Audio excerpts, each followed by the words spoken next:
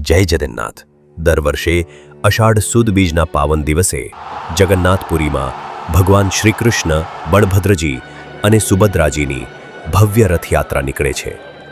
ભક્તોની ભીડ, ભજન કીર્તન અને આશાની લહેર વચ્ચે ભગવાન પોતે રથમાં બેઠા હોય એવી ભાવના અનુભવી શકાય છે। પણ આ રથયાત્રા માત્ર ધાર્મિક ઉત્સવ નથી। આ તેના પાછળ છુપાયેલી છે એક એવી અજાણી કથા જે દર્શાવે છે કે ભગવાન માટે ભવ્ય મંદિરોની નહીં પણ ભક્તના ભવ્ય હૃદયની જરૂર હોય છે। ચાલો આજે સાંભળીએ એ દિવ્ય કહાણી, જગન્નાથજી અને ભક્ત વિષ્ણુદાસની ભક્તિથી ઓતપ્રોત પ્રસંગવાળી રથયાત્રાની ઉદ્ભવ કથા। જગન્નાથજી અને ભક્ત વિષ્ણુદાસની વાત, રથયાત્રાની પવિત્ર પૃષ્ઠભૂમિ। જય જગન્નાથ। દર વર્ષે અષાઢ સુદ બીજના રોજ જગન્નાથપુરીમાં ભવ્ય રથયાત્રા યોજાય છે, જ્યાં ભગવાન કૃષ્ણ, તેમના ભાઈ બળભદ્ર અને બહેન સુભદ્રાની મૂર્તિઓ મંદિરમાંથી બહાર આવે છે અને ભક્તો વચ્ચે રથમાં વિહાર કરે છે। પરંતુ શું તમે જાણો છો કે આ રથયાત્રાની પાછળ એક અદ્ભુત પૌરાણિક કથા છે? એક એવી વાર્તા કે જ્યાં ભગવાન પોતે ભક્તના પ્રેમમાં બંધાઈ જાય છે। ચાલો આજે જાણીએ એ કથા, ભગવાન જગન્નાથજી અને ભક્ત વિષ્ણુદાસની। કથા શરૂઆત કરે છે દ્વારકા શહેરથી, જ્યાં શ્રી કૃષ્ણનો રાજ્યાભિષેક થયો હતો। ઘણા વર્ષો પછી જ્યારે ભગવાને પૃથ્વી છોડવાનું નક્કી કર્યું, ત્યારે તેમનું અંતિમ અવશેષ એટલે કે હૃદય દેવતાઓ દ્વારા સંભાળવામાં આવ્યું। આ હૃદય દેવો માટે નિર્મલ પ્રેમનું પ્રતીક હતું। એ હૃદયથી કોઈ મૂર્તિ બનાવવી એ શક્ય ન હતું, કારણ કે કોઈ પણ શિલ્પકાર તેને સ્પર્શી શકતો ન હતો। એ સમયની વાત છે જ્યારે રાજા ઇન્દ્રદ્યુમ્ને સ્વપ્નમાં દર્શન પામ્યું કે ભગવાન નવા રૂપમાં પૃથ્વી પર પધારવા ઈચ્છે છે અને શરતો સ્પષ્ટ હતી, મૂર્તિઓ અધૂરી લાગશે પણ શ્રદ્ધા હશે તો હું પૂર્ણ છું। એ રીતે બનેલી મૂર્તિઓમાંથી પદ્માવતી પર્વત પર બનાવાયેલી જગન્નાથજીની મૂર્તિ ઇતિહાસ બની ગઈ।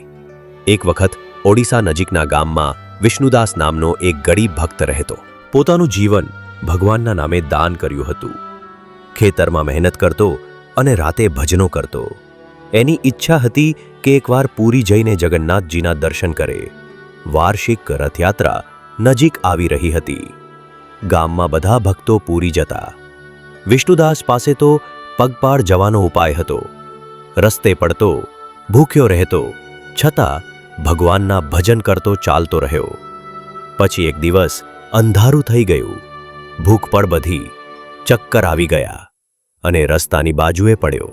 એ રાત્રે વિષ્ણુદાસે અજબ સ્વપ્ન જોયું, જ્યાં એક રથ સામે ઊભો છે, તેમાં 3 દેવી દેવતાઓ બેઠા છે। મધ્યમાં શ્રી કૃષ્ણ, બાજુએ બળભદ્ર અને સુભદ્રા, અને ભગવાન કહે છે, વિષ્ણુદાસ, તું અમારી તરફ આવી રહ્યો છે, પણ અમે તારા માટે આવી રહ્યા છીએ। સવાર થાય છે। ગામના લોકો આશ્ચર્યમાં।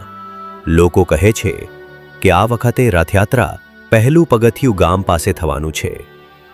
વિષ્ણુદાસ ભાવ વિભોર, ભગવાન ખુદ ભક્તને મળવા રથ લઈને ગામમાં આવ્યા અને એથી શરૂ થયો એક નવો પરંપરા। રથયાત્રામાં ભગવાન ભક્તોમાં આવ્યા કરે છે। એ દિવસથી જગન્નાથજી માત્ર પુરીના દેવ નથી રહ્યા, એ ભક્તોના ભગવાન બની ગયા। આજની કથા આપણને શીખવે છે કે ભગવાન માટે સોનું ચાંદી નથી જોઈએ। ભગવાન માટે છે ખરા પ્રેમ, નિસ્વાર્થ ભક્તિ અને શ્રદ્ધા। જ્યાં ભક્તનો હૃદય ખરો હોય ત્યાં ભગવાન ખુદ ચાલી આવી જાય છે। પથ પર હોય કે રથ પર, તેઓ ભક્તમાં વાસ કરે છે। જય જગન્નાથ। જો તમને આ કથા ભાવી હોય તો તમારું આશીર્વાદ આપશો। ચેનલને સબસ્ક્રાઇબ કરો। જે રીતે ભક્ત ભગવાનને જોડે છે, એ રીતે આ ચેનલ તમને ભક્તિ સાથે જોડશે। બેલ આઇકન દબાવો, જેથી દર મહિને આવી દિવ્ય કથાઓ તમારા સુધી વહેતી રહે। જય શ્રી કૃષ્ણ, જય જગન્નાથ।